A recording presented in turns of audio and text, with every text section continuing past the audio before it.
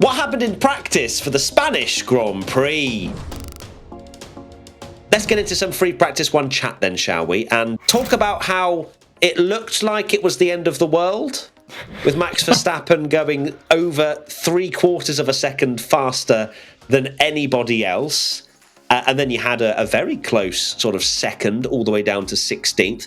The gap between Verstappen and Perez was actually larger than it was between Perez and Bottas in 16th, which I guess shows that, I know it's only practice, but yeah, Max delivered a very scary lap compared to the rest of the field, but then it just showed that, boy, is it close between everyone else.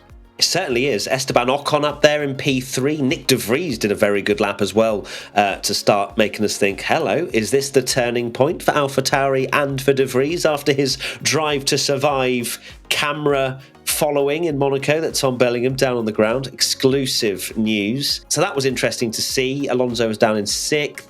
You had the Ferraris not exactly making many moves, and also the Mercedes as well, riding on board with them. They looked like a bit of a handful, to say the least, didn't they? Yeah, the Mercedes haven't looked great all day, which is a worry, because this is, I guess, a more normal, their first kind of normal circuit where they can do their running. And this is, of course, a test venue where you get a lot of different types of corners. So if you're not quick here, you're going to struggle. Now let's move to free practice 2, where you look at that timesheet and you go, maybe it's all not over. You're telling me there's a chance? Yeah, kind of. Although I feel as though Max Verstappen was probably running his engine at around 50% power. That's the feeling I get from this when I see how close everyone else seems to have got. Or perhaps someone from Formula One has had a little word in Max's ear and gone, you're not supposed to go that quick so early. And he's just dialed it in a little bit. Yeah, it is hard to know how representative that is, particularly with someone like Nico Hülkenberg up in 3rd. But again, I mean, you look at the actual gaps, the midfield and everything is unbelievably close. Like, one small mistake for them, it's going to change your qualifying from like 18th to 8th or something. So a lot of a mixed up order, really, for FP2. Let's not forget as well, with the removal of that last chicane, it also takes out kind of another variable of drivers' laps. So we've got a shorter lap now, 1 minute 13, 1 minute 14, which means the gaps will naturally get closer as well. Question from Manny Green 14. Will Alonso win? A simple question with, I thought it was going to be a simple answer after FP1. FP2, the hope starts to kill you, where you go, maybe Red Bull aren't as far clear as FP1 suggested. I still am very much of the opinion that Red Bull have something in the locker. I don't know. I just think Red Bull have got that edge.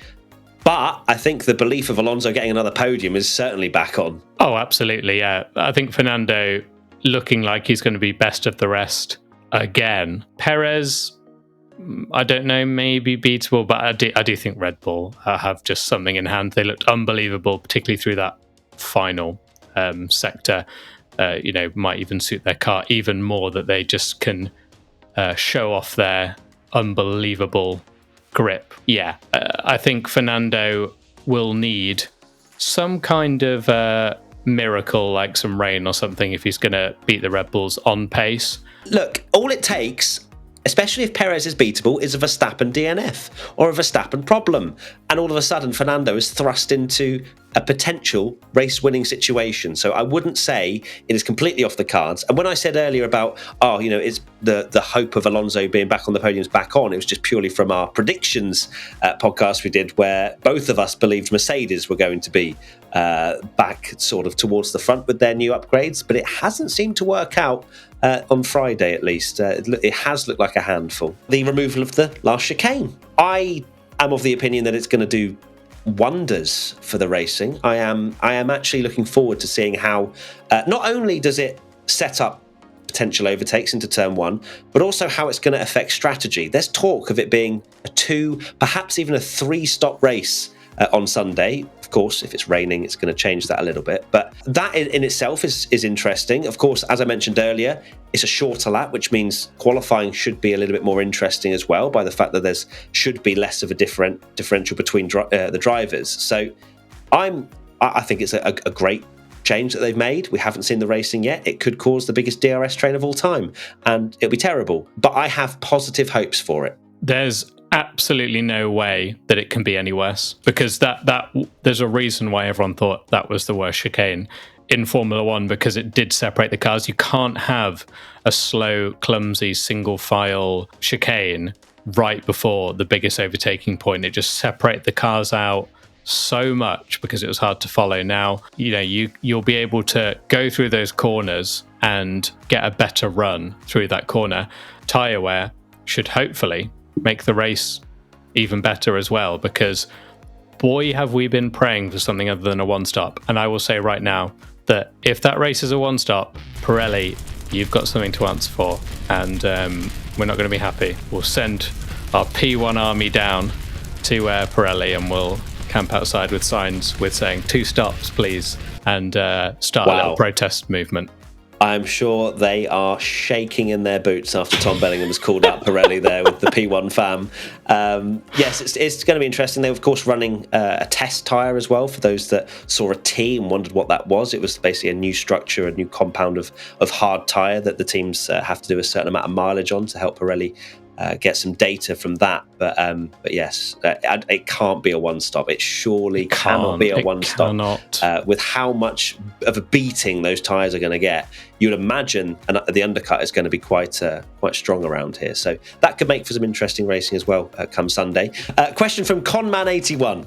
As an American who would wake up at around 7 a.m. to watch, why should I wake up and watch this Sunday? Is it worth it to watch Max fly away? Okay, here we go then. I am F1 salesman right now, and also P1 salesman. The first reason you should watch on Sunday is because we're live on Twitch, back at it once again for the watch along. So no matter how boring a race might be, we will be live on Twitch giving all our reactions, all of our stupid voice changes, anything to just keep you entertained. We are the nice second-hand screen, the accompaniment that you need. We are the tomato ketchup to your fries. Anything that you need, Formula One chatting, fans, friends, whatever, we are there. Matt P1 Tommy on Twitch. Boom, good advertising. Second, we've got potentially some rain coming. It's in the air. It could just have a little thunderstorm, a little localized shower. Boom, race changes completely. Fernando Alonso pits for more mediums, then goes on to intermediates afterwards, and then me and Tommy will be discussing once again why Fernando Alonso could have won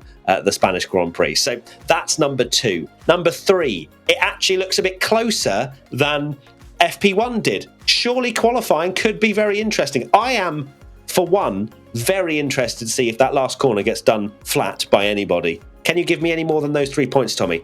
The stops.